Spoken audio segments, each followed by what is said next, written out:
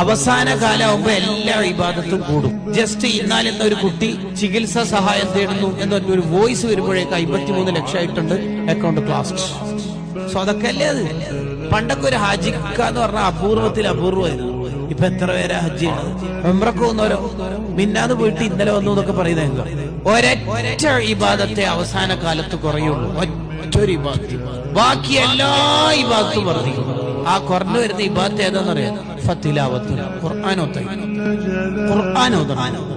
തബാറക സൂറത്ത് ആകെ 30 ആയത്ത്, 10 മിനിറ്റ് പോലും വേണ്ട. 24 മണിക്കൂറിന്റെ ഉള്ളിൽ നമ്മൾ ആദ്യം പോകേണ്ട വീട്, നമ്മൾ ഇപ്പൊ എടുത്തോണ്ടിരിക്കുന്ന വീട്ടിൽ നമ്മൾ ഹൗസ് വാമിങ്ങിന് കൂടുമെന്നൊന്നും ഉറപ്പില്ല. പക്ഷെ ഖബർ എന്ന വീട്ടിൽ പോകുമെന്നുള്ള കാര്യം ഷുവറാണ്.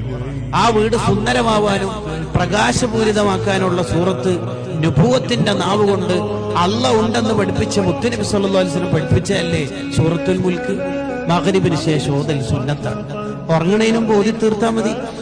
ഒരു മുൽക്ക് സൂറത്ത് സ്ഥിരമായി നമ്മുടെ ജീവിതത്തിൽ ഒരു കൈമുതലായി അസറ്റായി ഉണ്ടാവും.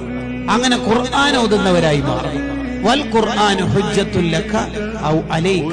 ഖുർആൻ നിനക്ക് ഒന്നിക്കിൽ അനുകൂലം അല്ലെങ്കിൽ പ്രതികൂലമായി സാക്ഷി നിൽക്കുമെന്ന് സയ്യിദുനാ റസൂലുള്ളാഹി സ്വല്ലല്ലാഹു